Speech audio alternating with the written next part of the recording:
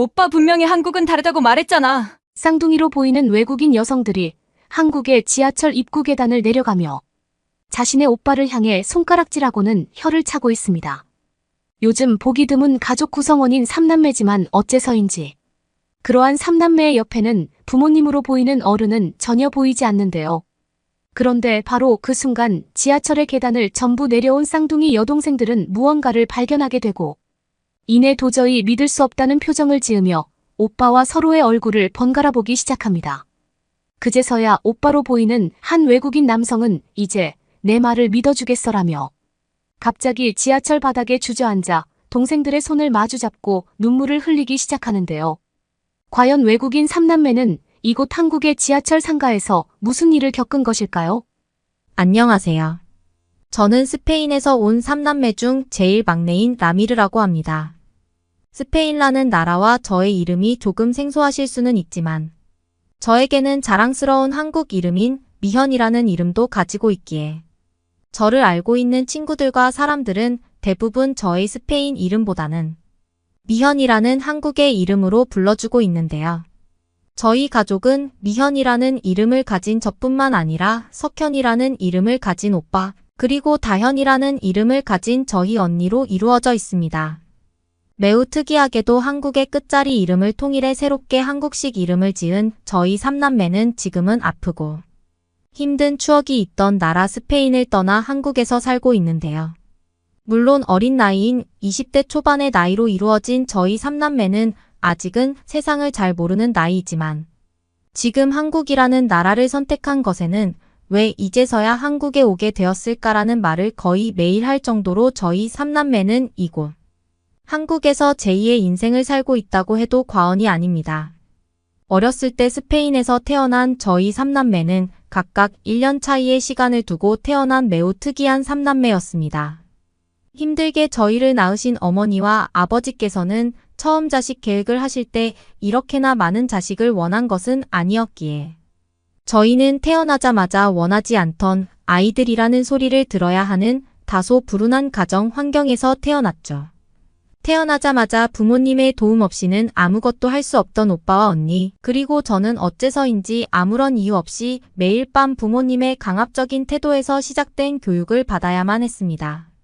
하지만 처음에는 모든 부모님께서 자식들을 키울 때 이렇게 하는 줄 알았을 정도로 저뿐만 아니라 오빠와 언니까지 그저 부모님에게 의지하며 알 수 없는 피해를 받아야만 했죠.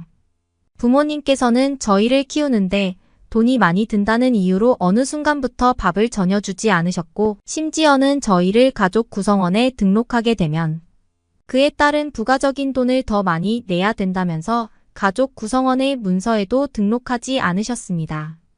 물론 어렸을 때에는 이러한 사실을 전혀 몰랐지만 점점 커갈수록 알게 된 이러한 불운한 가정 환경은 저희 삼남매를 매우 고통스럽게 만들었죠.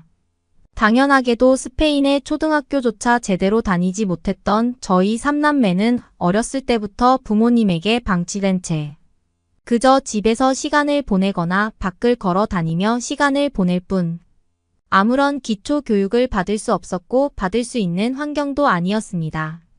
시간이 지날수록 저희 삼남매는 마을에서 더러운 아이들이라고 소문이 나기 시작했고 그때쯤부터 어머니와 아버지께서는 어느 순간 아예 집에 들어오시지 않으셨죠. 그리고 바로 그 순간 저는 부모님이라는 존재가 저희 남매를 버렸다는 사실을 알 수 있었습니다. 저희의 눈앞에서 사라지기 직전 부모님께서는 아무런 이유 없이 집을 굉장히 작은 원룸 형식의 주택으로 옮기셨고 이제부터는 이곳에서 모든 가족이 함께 살자며 어처구니없는 말까지 하시고는 자신들은 오지 않았기 때문이죠. 주거 비용을 누가 지급했는지는 지금도 알 수 없는 사실이나 약 9살이 조금 넘은 나이인 그때부터 오빠와 언니 그리고 저는 살기 위해 돈을 벌기 시작했습니다. 하지만 그때 당시 스페인에서는 부모님의 동의 없이 아르바이트를 할 수 있는 곳이 많지 않았고 결국 그나마 저희 남매의 보호자라고 할 수 있던 오빠만 정식적인 아르바이트를 하며 가장의 역할을 하게 되었습니다. 어쩔 수 없이 저와 언니는 그저 길거리에서 쓰레기를 줍거나 인근 봉사단체에서 먹을 것을 받아오는 정도만의 활동을 하며 하루하루 힘겹게 살아가고 있었죠. 그렇게 약 2년의 세월을 보내게 되었을 때 오빠는 제대로 된 식사조차 하지 못해 몸무게가 너무 많이 빠지게 되었고 저와 언니도 영양실조 때문인지 매일 밤 두통을 앓으며 정상적인 생활이 힘들 지경이었습니다. 하지만 그 누구도 악몽과도 다름없었던 부모님을 찾지는 않았고 결국 저희 삼남매끼리 힘을 내서 살아보자는 얘기만을 할 수밖에 없었죠. 그런데 어느 날 저희 삼남매에게 뜻밖의 사람들이 찾아오게 되었습니다.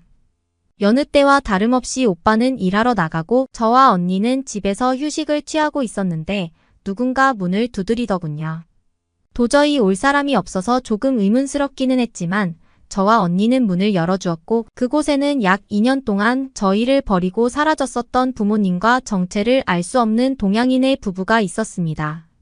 하지만 저와 언니는 그 동양인의 부부가 중국에서 왔다는 사람들이라는 것을 깨닫기까지 그렇게 오랜 시간이 걸리지 않았습니다.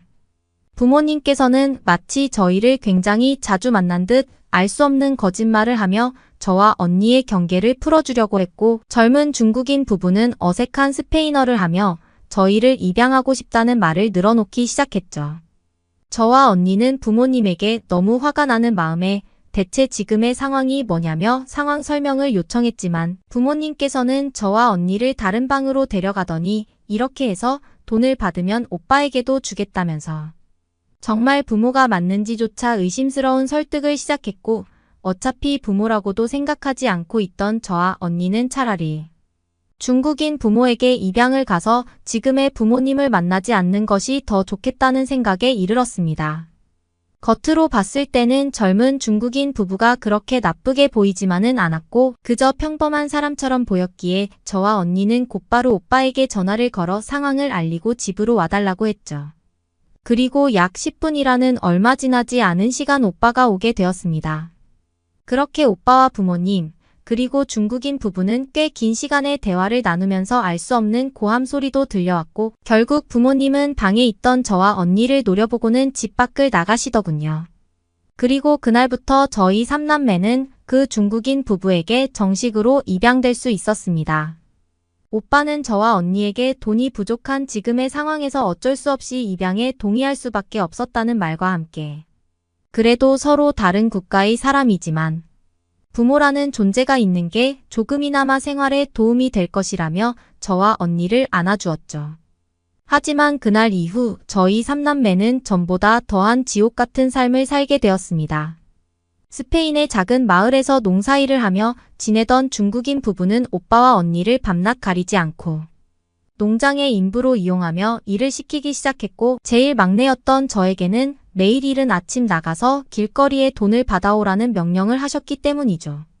알고 봤더니 그 중국인 부부분들은 농장의 값싼 노동력을 위해 저희 삼남매를 입양했던 것이었고 돈을 받은 진짜 부모님마저 처음 오빠에게 돈을 주겠다는 것을 어기고 그저 도망쳐버리고 말았습니다. 밥도 제대로 주지 않는 중국인 입양 부모님의 농장일이 힘들기는 했지만 저와 언니는 그래도 어른이 있다는 사실에 알 수 없는 안정감을 느꼈고 오빠는 항상 그런 저와 언니를 보면서 이 사람들은 악마 같은 사람들이라는 말과 함께 절대 현실에 안주하면 안 된다며 저와 언니를 혼냈었죠.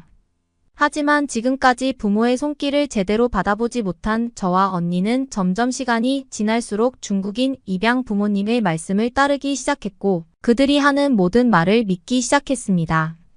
하루는 농장의 힘든 일이 끝나고 같이 밥을 먹을 기회가 있었는데 중국인 입양 어머니께서 저와 언니에게 혹시나 길을 가다가 한국인을 만나게 된다면 그 즉시 도망치라며 알 수 없는 말들을 쏟아내기 시작했죠.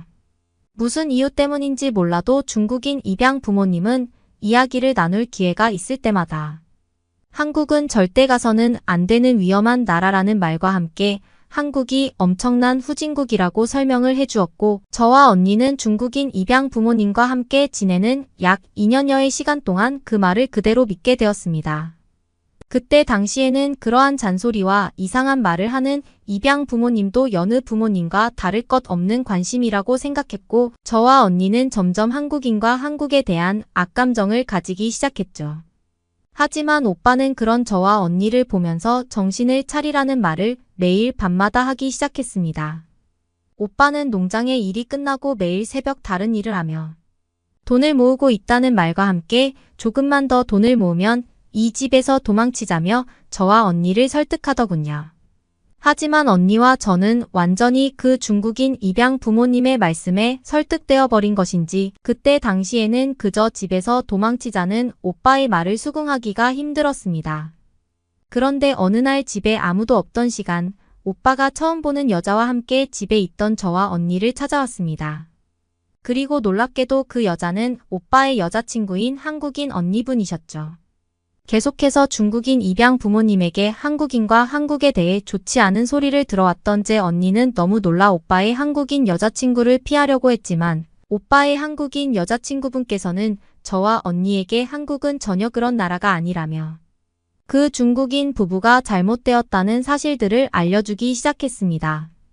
처음에는 믿기 어려웠지만 한국인 여자친구분이 들려주는 경험과 핸드폰의 영상들은 정말 중국인 부모님께 들어왔던 한국이 맞나 싶을 정도로 스페인과는 비교도 되지 않을 정도로 멋진 도시였고 길거리에는 늦은 시간까지 불빛이 반짝이며 매우 안전한 그런 나라였죠.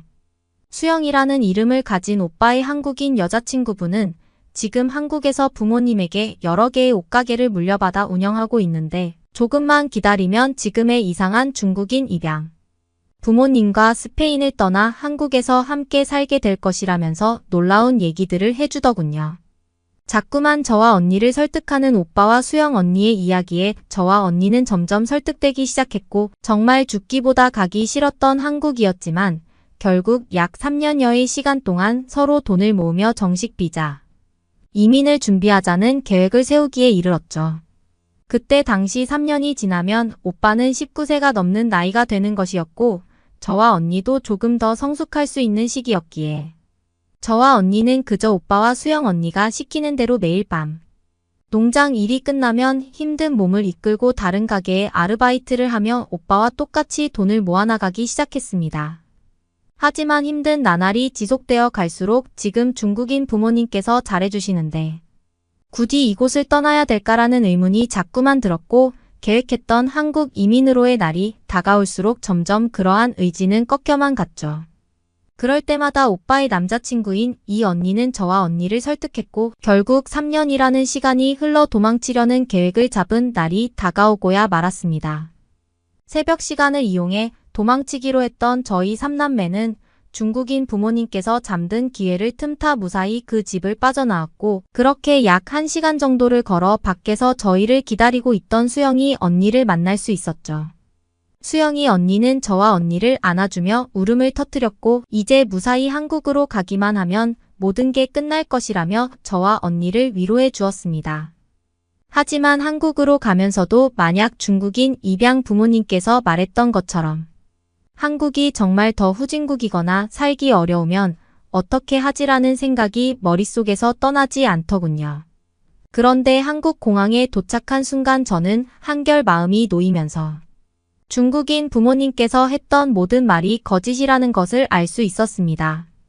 한국인들은 그 누구 하나 가릴 것 없이 미소를 띤 채 공항의 여유를 즐기기 바빠 보였고 이미 공항에는 저희 3남매뿐만 아니라 수많은 관광객, 외국인들이 각자의 사진을 찍으며 한국이라는 나라 자체를 즐기고 있었기 때문이죠.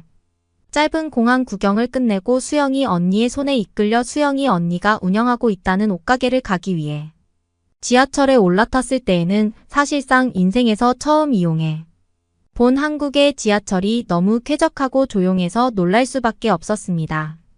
하지만 진짜 놀라움은 거기서 끝나지 않았죠.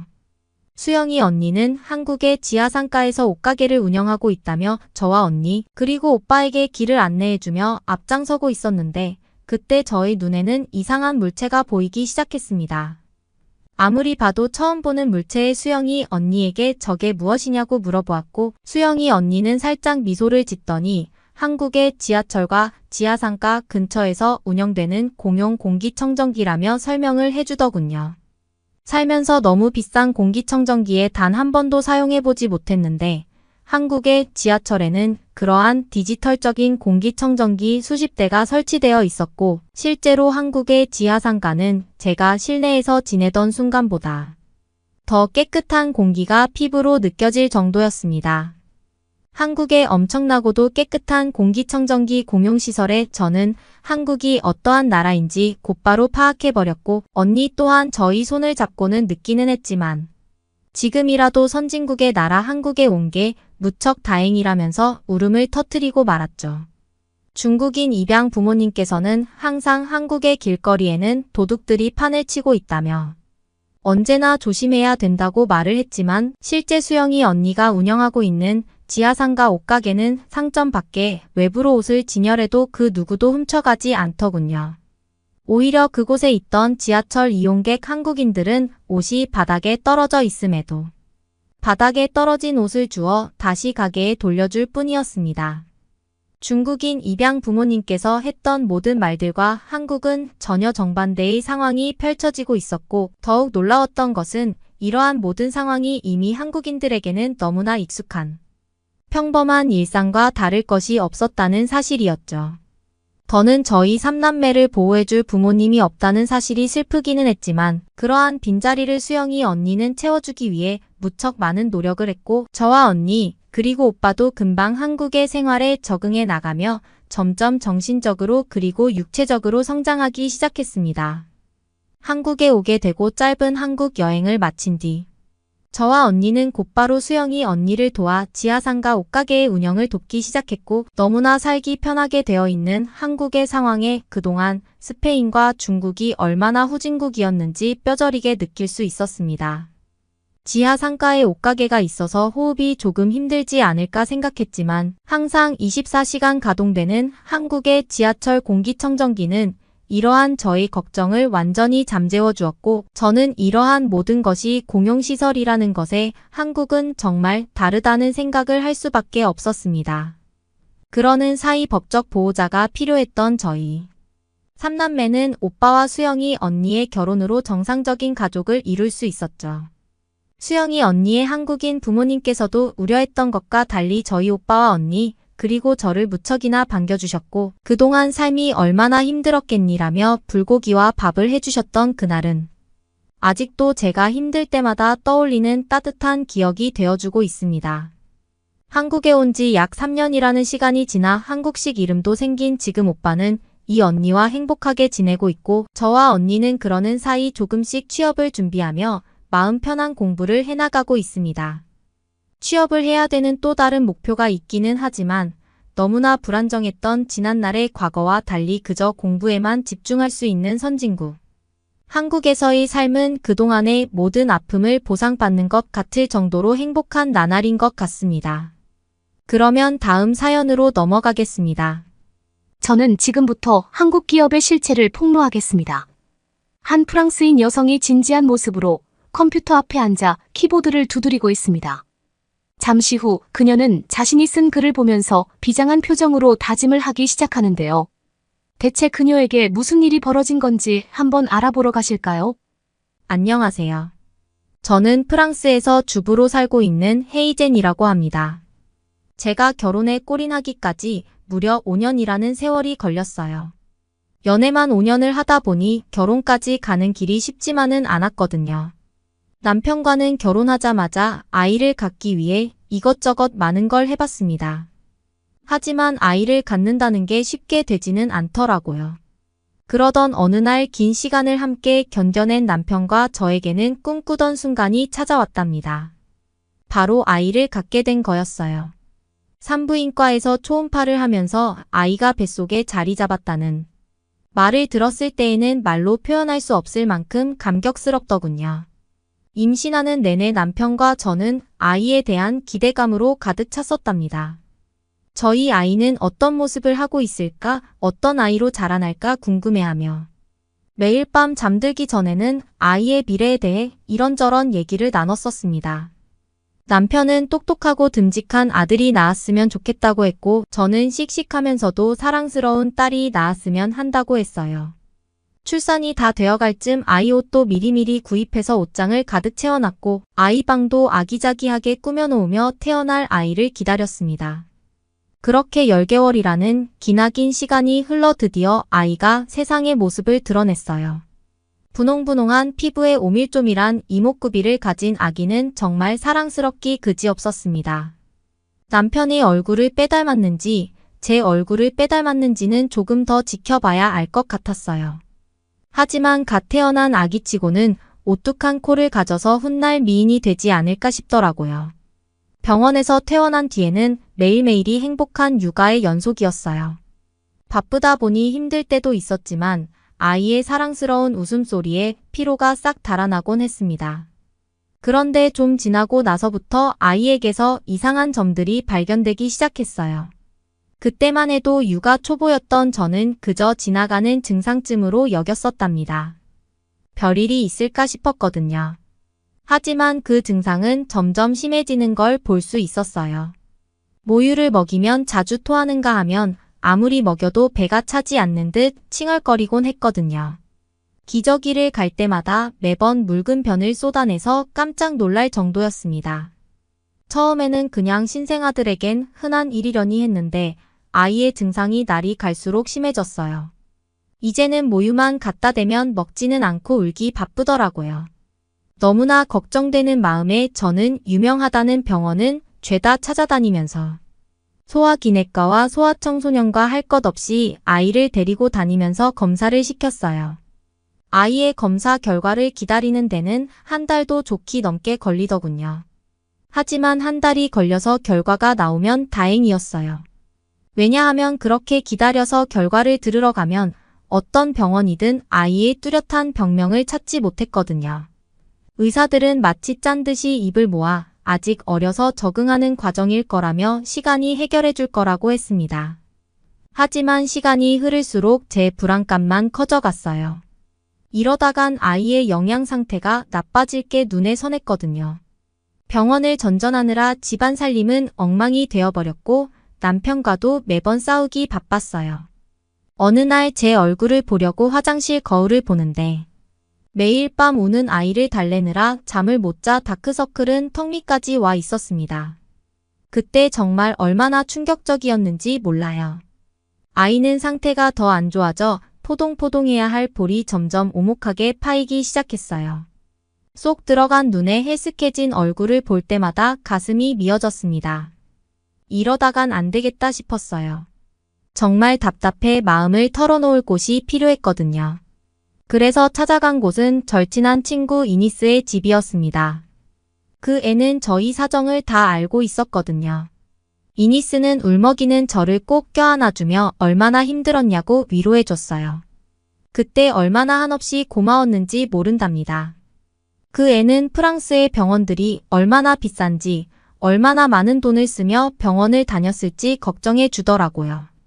제 이야기를 계속 들어주던 이니스는 곰곰이 생각하더니 문득 생각지도 못한 제안을 해주는 거 아니겠어요. 프랑스에서 병명조차 알 수 없다면 차라리 해외 병원으로 눈을 돌려보는 건 어떻겠냐고 말이에요. 저는 순간 의아했습니다. 저는 당연히 의료 쪽으로는 프랑스가 최고라고 생각했었거든요. 설령 해외로 간다 해도 어느 나라에 어떤 병원을 가야 할지 갈피를 잡을 수가 없었습니다. 그런 제 눈치를 읽었는지 이니스가 조심스레 입을 열었어요. 한국 병원은 어때? 한국이요? 머릿속에 물음표가 가득 떠올랐어요. 프랑스를 제외한 의료 선진국이라면 유럽이나 일본이 먼저 떠오르는데 왜 하필 한국 병원을 추천하는 건지 이해할 수 없었거든요. 이니스는 자기 남동생이 한국에서 백혈병 투병을 했었다고 하더라고요. 당시 남동생의 상태가 위험할 수 있었는데 한국 병원에서 치료를 받고 기적적으로 완치 판정을 받았다는 거예요. 남동생은 한국에서 빠른 검사 시스템 덕분에 병을 조기에 발견할 수 있었고 빠른 진료로 치료 시기를 놓치지 않았다고 했어요. 그때 당시 이니스도 검사 결과가 프랑스보다 훨씬 빠르게 나오니 정확성이 떨어지지 않을까 걱정했는데 오히려 의료진의 실력이 출중해서 안심이 되었다고 하더라고요. 무엇보다 병원비가 프랑스의 반값보다 더 저렴해서 경제적 부담도 덜었다는 말에 귀가 쫑긋해졌습니다. 솔직히 소중한 저희 아이이지만 매번 다른 병원에서 새로운 검사를 받을 때 나오는 비용을 쉽게 댈 수는 없었거든요.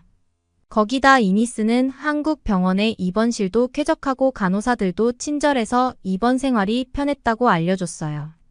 과장 좀 보태서 마치 호텔에 온 것 같은 기분이 들 정도로 서비스가 훌륭하다고 하더라고요. 그 말을 듣고 보니 점점 희망이 생기는 것 같았어요.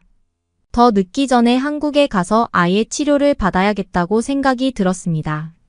사실 저는 이니스가 한국에 대해서 얘기해 주기 전에 한국에 대해서 좀 알고 있는 상태였어요. 결혼을 하기 전 한국인에 대해 강렬한 인상을 받은 계기가 하나 있었거든요. 사실 그전부터는 한국에 대해서 전혀 모르고 있었는데 그 일이 있고 난 이후로는 한국에 대한 제 인식이 완전히 바뀌는 계기가 되었습니다. 그땐 프랑스 국적을 가진 글로벌 항공사에서 일하고 있었어요.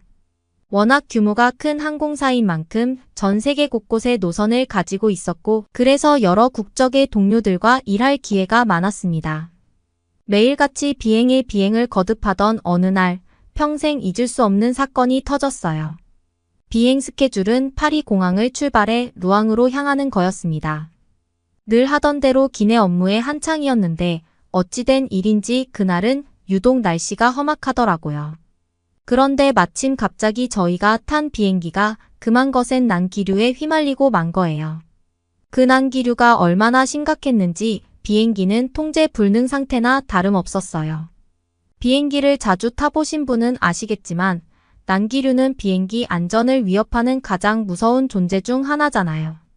공기의 흐름이 불규칙해지는 데다가 난기류가 어디서 발생할지 예측하기도 사실상 불가능해서 대비하기가 굉장히 어렵죠.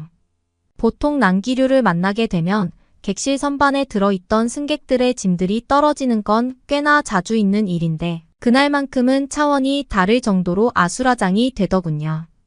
아예 음료수 카트가 허공으로 날아오를 정도였으니까요.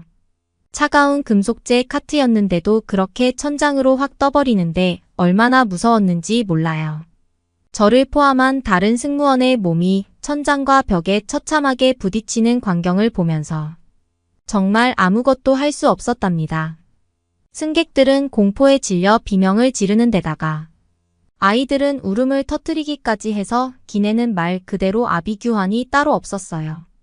지금껏 항공사에서 일하며 여러 번 난기류를 겪어봤지만 이 정도 수준은 처음이라 아무리 베테랑인 저도 당황하지 않을 수가 없었습니다. 머리가 하얗게 되면서 손발이 후들거렸고 심장은 미친 듯이 쿵쾅거리더군요. 물론 회사에서는 이럴 때를 대비해 꾸준히 교육을 시켜왔어요.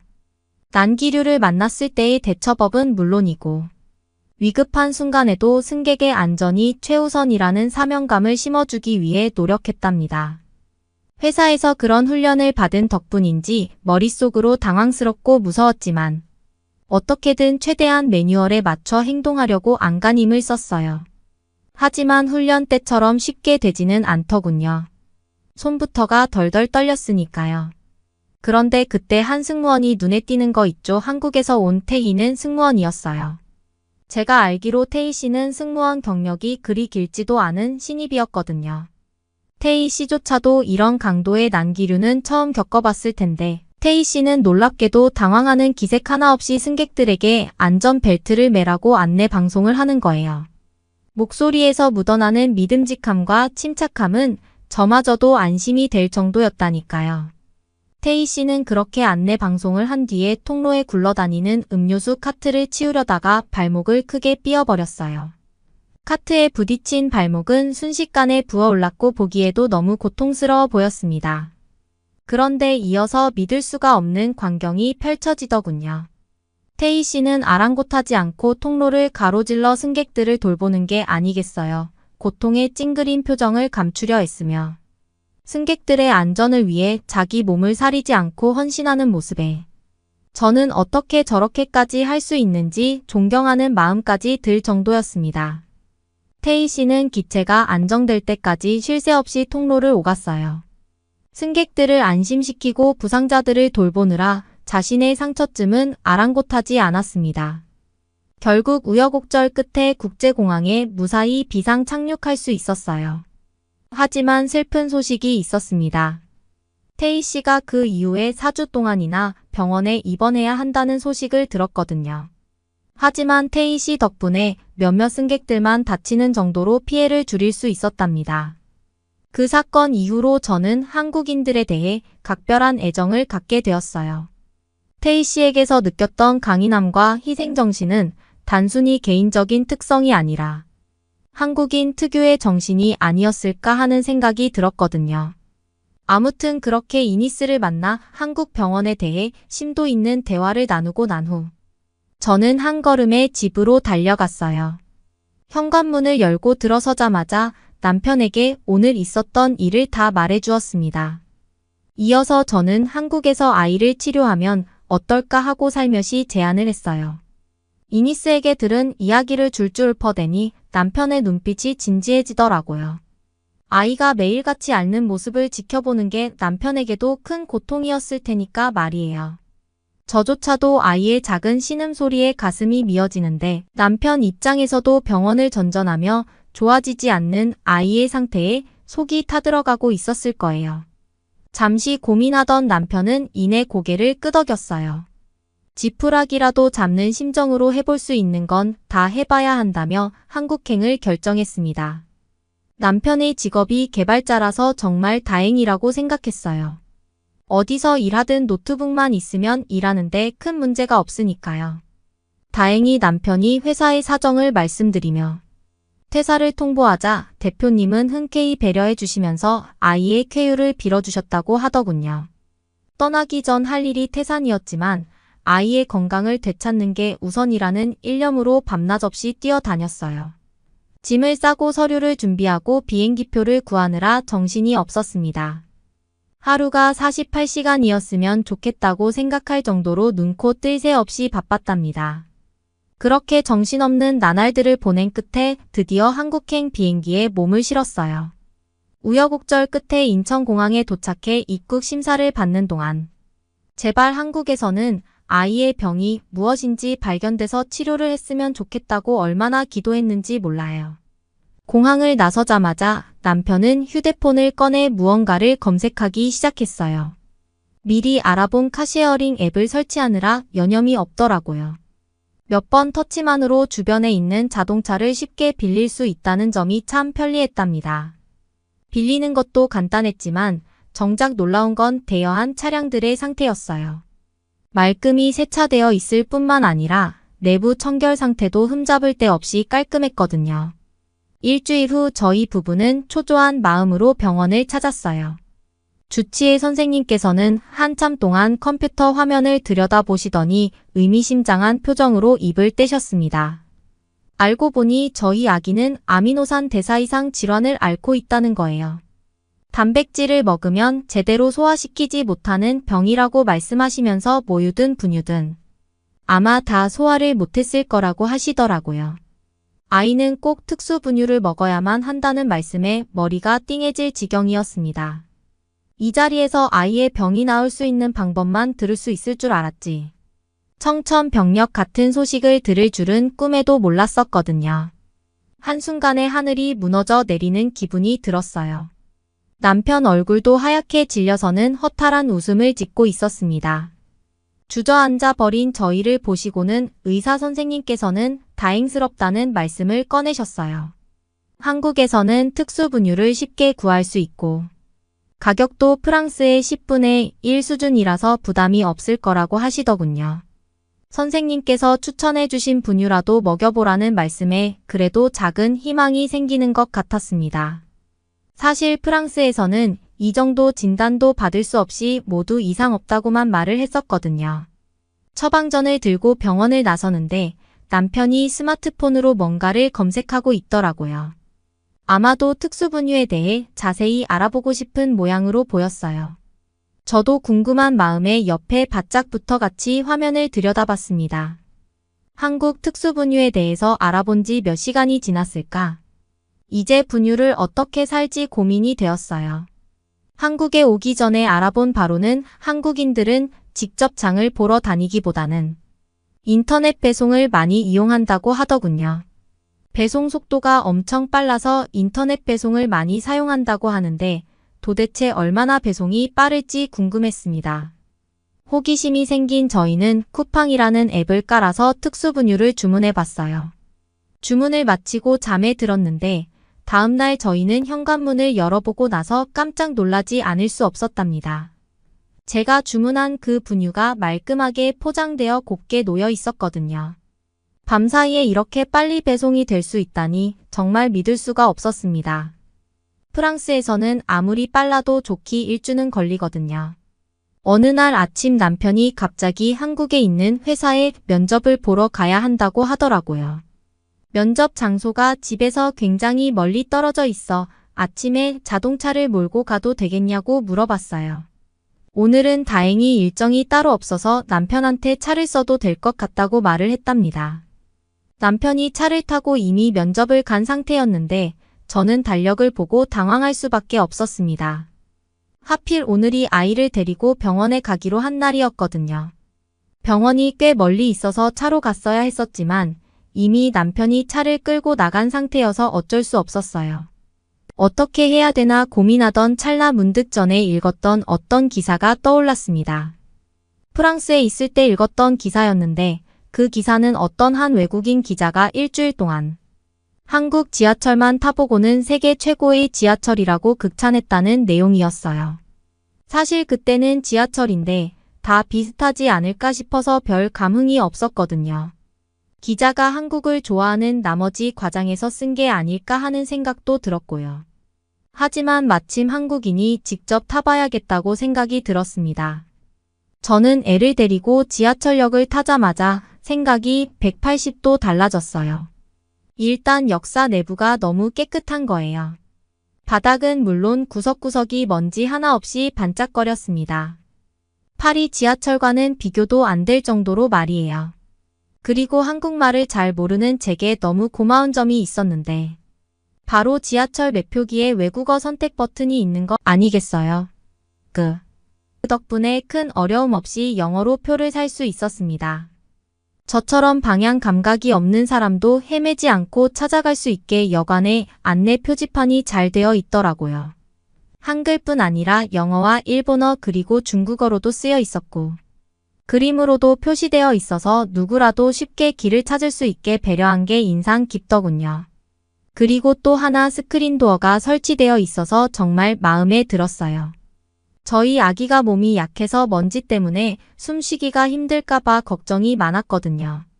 하지만 스크린 도어 덕분에 승강장 공기가 맑고 쾌적해서 안심하고 탈 수 있었습니다. 그리고 마지막으로 이 모든 걸 뛰어넘는 장점이 있더군요. 바로 한국 지하철에서 만난 사람들의 놀라운 배려심이었습니다. 그날도 사람이 많아서 지하철에 빈자리가 없었어요. 아기를 안고 서 있자니 다리가 금세 아파오더군요. 그래서 어쩔 수 없이 열차 입구 쪽에 기대어 서 있었습니다. 그쪽에 사람 그림이 그려져 있었는데 그 그림으로 미루어 봤을 때 아이를 데리고 있는 보호자도 앉을 수 있는 자리로 보이더군요. 하지만 자리에는 할머니와 할아버지들이 전부 앉아 계셨기 때문에 제가 앉을 수 있는 자리는 없었습니다. 아이도 힘들었는지 칭얼거리기 시작하더군요. 그런데 그때 바로 앞에 앉아 계시던 할아버지께서 갑자기 자리에서 일어나시는 거 아니겠어요? 깜짝 놀라서 저도 모르게 뒷걸음질을 쳤습니다. 아이가 울부짖어 할아버지가 저한테 뭐라고 하시는 줄 알았거든요. 그 순간 할아버지께서 저한테 뭐라고 말씀하시는 거예요? 한국말을 잘 몰라서 정확히 알아듣진 못했지만 손짓 발짓을 본인 뜻을 바로 알아들을 수 있었어요. 아기 엄마가 힘들어 보이니 자기 자리에 앉으라는 거였습니다. 저는 살짝 민망해서 괜찮아요? 라며 고개를 저었는데 할아버지는 자기도 괜찮다며 계속 앉으라고 말씀하시더라고요. 옆에 계시던 할머니까지 합세해서 앉으라고 하시는 바람에 더는 사양할 수가 없었답니다. 그렇게 아기를 안고 자리에 앉았는데 옆자리에 할머니께서 저희 아이랑 놀아주시기 시작했어요. 할머니의 다정한 미소에 절로 마음이 편해지더라고요. 덕분에 병원에 도착할 때까지 편하게 앉아서 갈 수 있었답니다. 내릴 때 몇 번이고 감사하다고 인사를 드렸더니 할아버지 할머니께서는 괜찮다며 오히려 환하게 웃어주시더라고요. 아기와 저를 배웅해 주시던 그 모습이 잊혀지지 않았답니다. 이게 바로 한국인들의 따뜻한 정이구나 하는 생각이 들었어요. 모르는 사람한테도 기꺼이 자리를 내주고 아이를 돌봐주시는 모습에서 감동을 받았습니다. 한국에 와서 정말 잘한 것 같다는 생각이 또 드는 순간이었어요. 마음이 따뜻해진 채로 지하철에서 내렸습니다. 한국 지하철이 너무 잘 되어 있어서 생각한 것보다 훨씬 빨리 병원에 도착할 수 있었답니다. 그날 저녁 면접을 마치고 돌아온 남편과 함께 저녁 식사를 한 뒤 문득 밖에 나가 걷고 싶은 마음에 남편에게 산책하고 싶다고 말했어요. 그런데 남편은 밖에 나가서 걷고 싶으면 그냥 걸으면 된다면서 별거 아니라는 듯이 대답하는 거 있죠. 깜깜한 밤에 밖에 밤거리를 거니는 게 위험할 수도 있다고 생각했던 저로서는 남편의 대수롭지 않은 반응이 의아했습니다. 저는 나가지도 못하는데 약 올리는 거냐고 남편을 째려봤어요. 남편은 그 눈빛을 느꼈는지 한국의 밤거리는 프랑스랑은 다르다고 설명하기 시작하더라고요. 한국은 밤에 돌아다녀도 위험하지 않은 곳이라며 호신용품 같은 걸 가지고 다닐 필요가 전혀 없다는 거예요. 하지만 저는 남편의 말을 쉽게 믿을 수가 없었답니다. 반신반의하는 표정을 짓자 남편은 제 손을 잡더니 집 밖으로 저를 이끌었어요.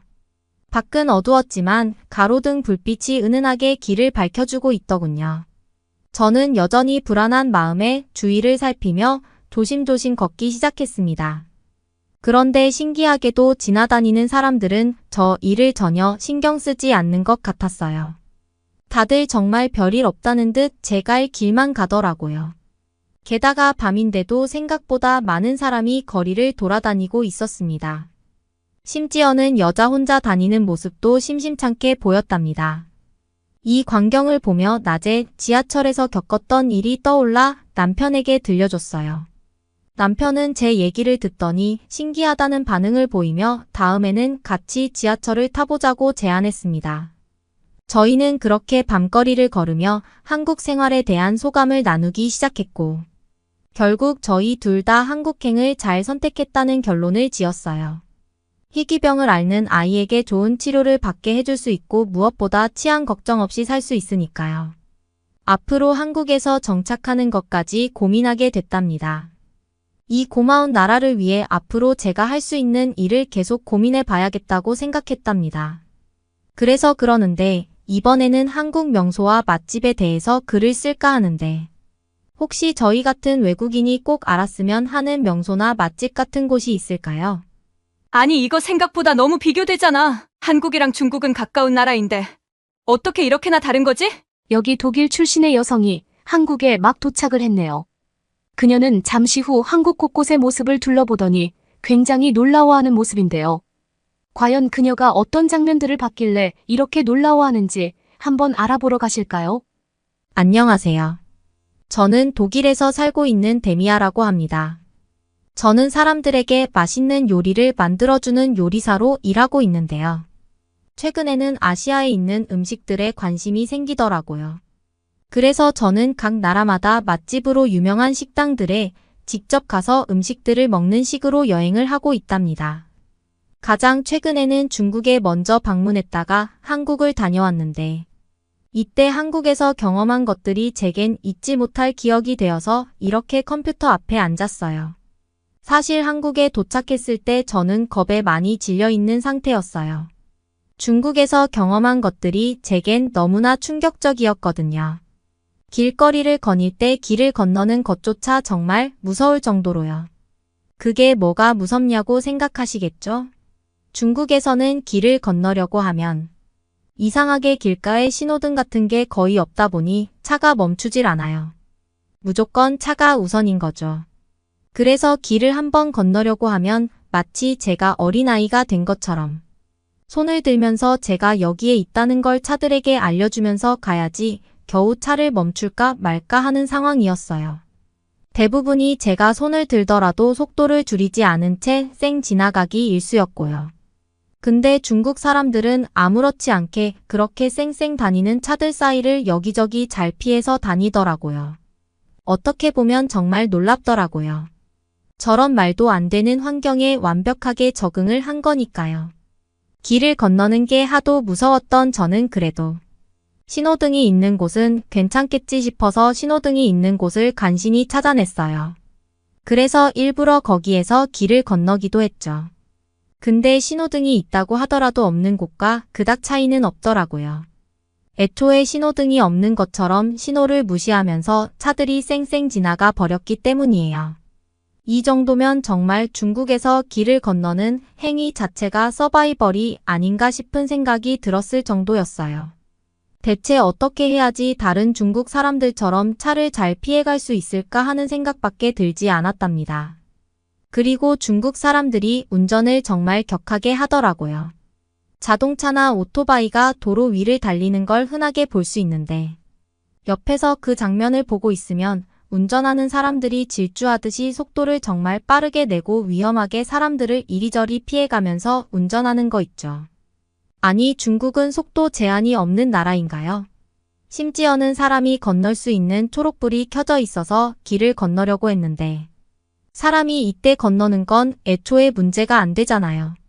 그런데도 자동차가 저를 향해서 클렉션을 굉장히 크게 빵빵 울리더라고요. 이런 모습들을 보면서 정말 어이가 없었고 너무나 위험하다는 생각이 중국에 머무는 내내 들었답니다. 이렇게 중국에서 하도 험난한 경험들을 하다 보니 한국도 같은 아시아권에 있는 나라라서 똑같지 않을까 싶었던 거죠. 중국에서 겪었던 일들을 한국에서도 똑같이 겪을 거라는 생각에 정말 두려웠지만 실제로 한국에 와보니 한국은 전혀 다른 나라더군요. 한국에서는 신호등이 없는 곳을 찾기가 오히려 더 힘들었어요. 신호등이 있는 곳을 찾기 힘들었던 중국과는 완전히 딴판이었죠. 그리고 신호등 자체도 중국이랑 많이 달랐던 게 빨간불이나 초록불이 몇 초 뒤에 바뀌게 될지에 대해서 정말 누구나 알기 쉽게 명확하게 표현을 해주더라고요. 생각해보면 별거 아닌 아이디어인데 이런 작은 아이디어를 통해서 편리한 걸 넘어서 안전까지도 지킬 수 있을 것 같다는 생각을 했죠. 한국인들이 머리 좋다는 이야기는 들었는데 이 정도일 줄은 몰랐답니다. 사실 이런 신호등은 중국뿐만 아니라 제가 살고 있는 독일에도 아직 없거든요. 한 번은 한국에서 굉장히 넓은 도로의 반대편으로 건너가야 하는 상황이 있었어요. 아마 도로가 왕복 4차선 정도는 되었던 걸로 기억해요. 그런데 이때 보행자가 건널 수 있는 초록불 신호가 거의 1분 넘게 유지되고 있는 거 아니겠어요? 중국처럼 차량을 우선시하는 게 아닌 보행자를 정말 많이 신경 쓴다는 걸 알 수 있었답니다. 게다가 그 넓은 도로에서 차량 신호가 초록불이 되기도 전에 차들이 정지선에 딱 맞춰서 정지하고 사람들이 모두 건널 때까지 기다리고 있는데 정말 장관이었어요. 한국 사람들의 시민의식이 중국 사람들과는 많이 다르다는 게 느껴지는 장면이었죠. 중국이었다면 분명히 신호를 무시한 채 쌩쌩 달려나갔을 테니까요. 그리고 한국 신호등이 독일인인 제 눈에 정말 신기한 이유가 하나 있어요. 한국인 분들은 당연하다고 여기실지 모르지만 한 번은 제가 한국에서 신호를 기다리면서 횡단보도 앞에서 스마트폰을 보고 있었어요. 근데 이렇게 스마트폰을 정신없이 보고 있다 보면 그 사이에 다시 빨간불로 바뀌어 버려서 종종 신호를 놓치는 경우가 있잖아요. 근데 한국의 신호등에는 바닥에도 지금 보행자 신호가 빨간불인지 초록불인지 표시를 해주더라고요. 한국 사람들이 정말 얼마나 세심한지 이런 편의시설 하나만 봐도 알 수 있는 부분이죠. 대체 제가 살고 있는 독일에는 이런 신호등을 왜 도입하지 않는 건지 물어보고 싶네요. 게다가 독일에서 봤었던 시각장애인들을 위한 삐 소리가 나는 소리 신호도 너무나 당연하다는 듯이 동작하고 있어서 앞이 잘 보이지 않더라도 안전하게 횡단보도를 건널 수 있겠더라고요. 정말 이런 게 제대로 된 복지국가 아닌가요? 전 세계의 여러 나라들이 보고 배웠으면 좋겠다는 생각을 했답니다. 그리고 여행을 하다 보면 여러 지역을 이동하기 위해서 지하철을 타게 되잖아요. 이 지하철에 대해서도 한국과 중국이 얼마나 비교되는지 정말 한국과 중국의 지하철을 모두 타보신 분들은 공감하실 거라고 생각해요. 처음에 제가 중국에 가서 지하철을 탔을 때에는 정말 얼마나 당황했는지 몰라요. 저는 독일 사람이라서 독일어를 쓰지만 영어도 사용할 줄 알거든요. 솔직히 영어는 전 세계 어딜 가든지 사용하는 언어잖아요. 근데 중국에서는 영어가 거의 없는 거나 마찬가지더라고요. 이게 갑자기 무슨 말이냐고요. 중국 지하철에도 노선도에 분명히 영어 단어 같은 게 표시되어 있기는 해요.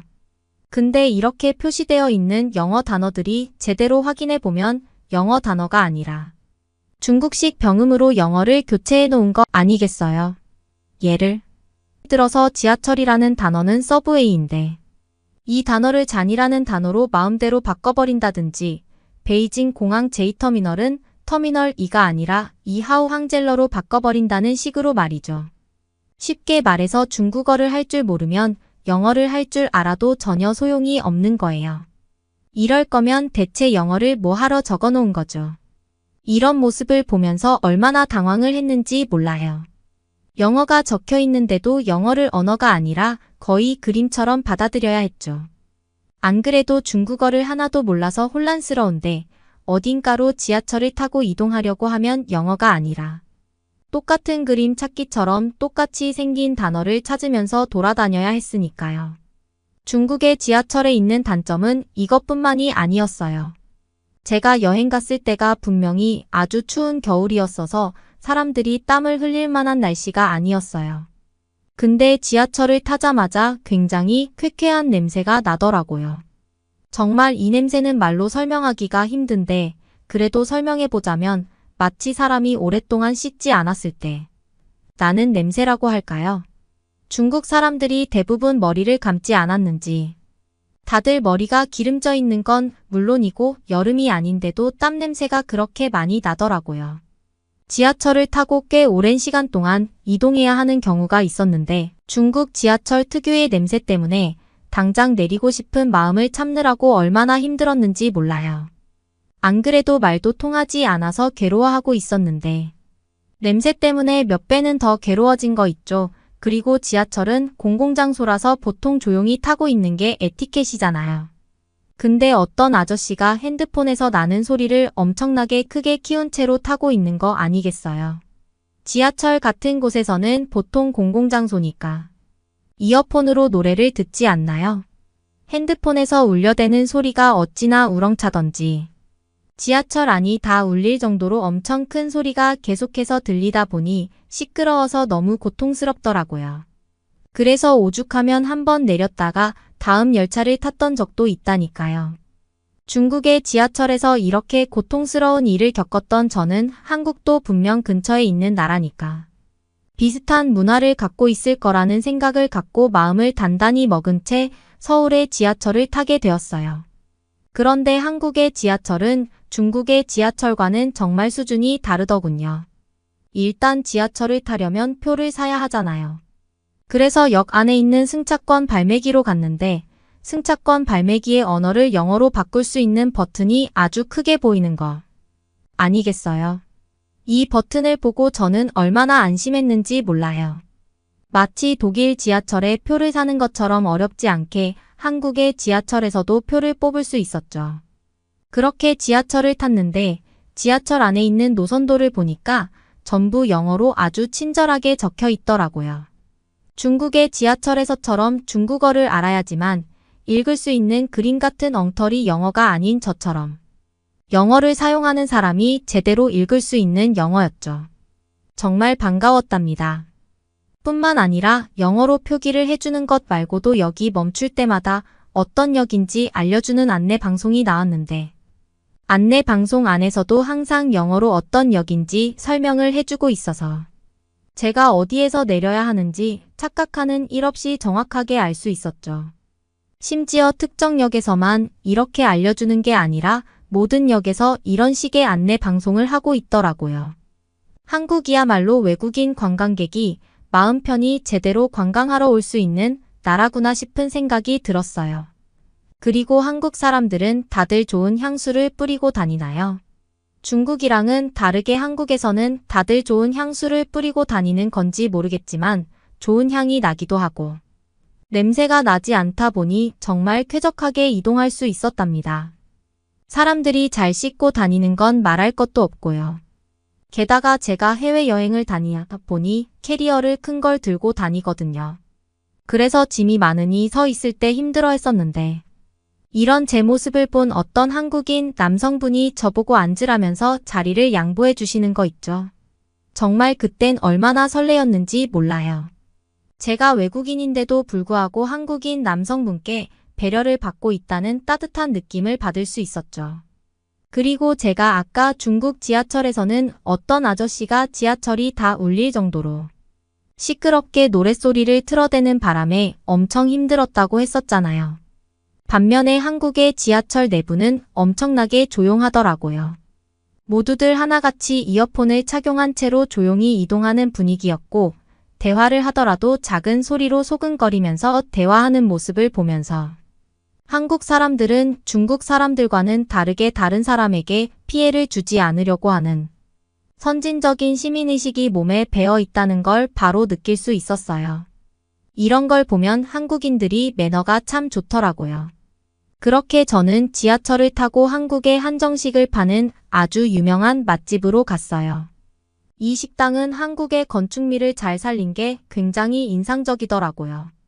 제가 식당에 들어가자 종업원들이 환하게 웃으면서 저를 맞이해줬고 유창하게 영어로 몇 명이서 왔냐고 제게 물어보면서 자리를 안내해 주더라고요. 한국인들이 이렇게 영어를 잘했었나요? 분명히 제가 중국에 있었을 때 사람들이 영어를 사용해서 제게 말을 거는 경우는 한 번도 못 봤거든요. 만약 영어로 제가 길이라도 물어보려고 하면 거의 들은 척도 하지 않으면서 저를 무시했고 휙 지나가 버리는 거 아니겠어요? 결국 제가 번역기를 겨우 돌려서 중국어로 어렵게 물어본다고 하더라도 떨떠름한 표정으로 제게 대답해 주면서 사람을 되게 민망하게 만들더라고요.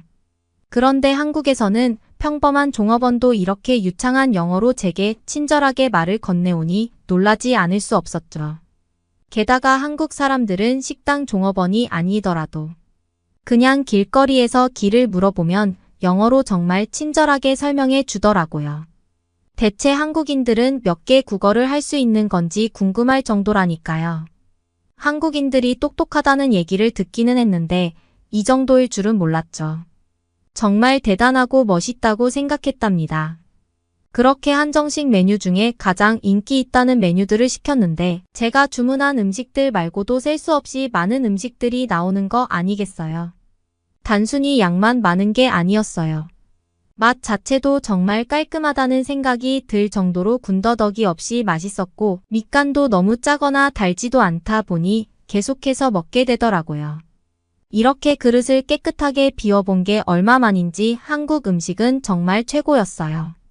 중국에서 음식을 먹을 때에는 정말 제게는 충격 그 자체였거든요. 우선 음식 자체가 제 입맛에는 잘 맞지 않았어요. 제가 아무래도 요리사라는 직업을 갖고 있다 보니 가급적 편견 없이 다양한 음식의 맛을 보려고 노력하는 편인데도 이상하게 중국에서는 제가 먹기 거북한 재료들로 음식을 만들다 보니 보기만 해도 먹기가 싫어지더라고요. 게다가 향신료가 워낙 강하다 보니 제가 중국에서 음식을 먹는 동안 끝까지 먹은 적이 한 번도 없었네요. 오죽하면 중국에서 다양한 음식들을 파는 시장이 있길래 한번 방문해 봤는데 시장 안에서 무슨 음식인지도 모를 이상한 냄새가 나서 거부감이 들더라고요. 결국 저는 시장 밖에서 냄새만 맡고 시장 안을 보지도 못하고 발걸음을 돌릴 수밖에 없었습니다. 사실 중국과 비교했을 때 한국이 우월한 건 음식뿐만이 아니었어요. 한국인들이 보여준 매너 역시 중국인들과는 차원이 달랐으니까요. 제가 중국에서 밥을 먹고 있을 때 있었던 일인데 어떤 모르는 사람이 갑자기 책자 같은 걸 들고 제가 앉아서 밥 먹고 있는 테이블에 펴놓더니 제게 중국어로 설명을 하는 거 아니겠어요. 저는 중국어도 모르는 사람이고 갑자기 모르는 사람이 식사하는 사람에게 와서 대체 뭐 하는 건가 싶었거든요. 눈치껏 어떤 상황인지 확인해 보니까 자기가 판매하고 있는 제품을 사라고 제게 광고를 하고 있는 거였더라고요. 그때 얼마나 당황했는지 몰라요. 밥을 먹고 있던 도중이라 얼른 식사를 마치고 싶어서 번역기 앱으로 저는 구매하지 않을 거고 다른 곳으로 가달라고 정중하게 부탁했단 말이죠. 그렇게 제가 반응을 한번 해주니까 말이 더 빨라지면서 물건까지 내놓으면서 대놓고 물건 판매를 하는 거 있죠. 제가 주문해서 나온 음식들은 전부 식어가고 있었고 정말 저는 머리 끝까지 화가 났어요. 하는 수 없이 뭐라도 사줘야 다른 곳으로 쫓아낼 수 있을 것 같아서 가장 싼 물건을 구매했죠. 그제서야 자기가 가져온 물건들을 전부 챙겨서 다른 테이블로 가서 똑같이 물건을 팔고 있더라고요. 심지어 그렇게 잡상인이 떠나자 저 멀리서 어떤 아이들이 둘이서 엄청 시끄럽게 소리를 지르고 있는 거 아니겠어요? 둘이 형제처럼 보였는데 치고받고 소리 지르면서 싸우고 있더라고요. 보통 식당에서 아이들이 이렇게 싸우면 부모님이 그만 싸우라면서 말리고 혼내지 않나요? 중국인 부모들은 이 모습을 쳐다보지도 않은 채 음식 그릇에 얼굴을 파묻고 밥만 정신없이 먹고 있더라고요. 저는 중국인들의 이런 인성에 너무나 화가 났고 남은 음식을 내팽개친 채로 식당 밖으로 자리를 박차고 나갔답니다. 중국에서의 그 형편없던 식당과는 다르게 제가 갔던 한정식 식당은 개별적으로 방이 나눠져 있는 식당이었어요. 그래서 그랬는지 몰라도 제가 필요한 게 있어서 종업원을 불렀을 때 빼고는 아무도 들어오지 않았죠. 다른 방에서도 조용조용히 대화를 하면서 식사를 하는 분위기였어요. 이런 편안한 분위기 덕분에 맛있는 한국 음식들을 따뜻할 때 맛을 음미하면서 먹을 수 있었답니다. 이번 여행을 통해 저는 다시는 중국에 가지 말아야겠다고 생각했어요. 그 대신 한국에서의 경험이 너무나 좋았어서 이제는 시간이 날 때마다 한국에 방문하게 될 것 같네요. 한국인 여러분들, 제가 한국에 또 방문하면 그때처럼 친절하게 저를 맞이해 주실 거죠? 여러분은 어떻게 보셨나요?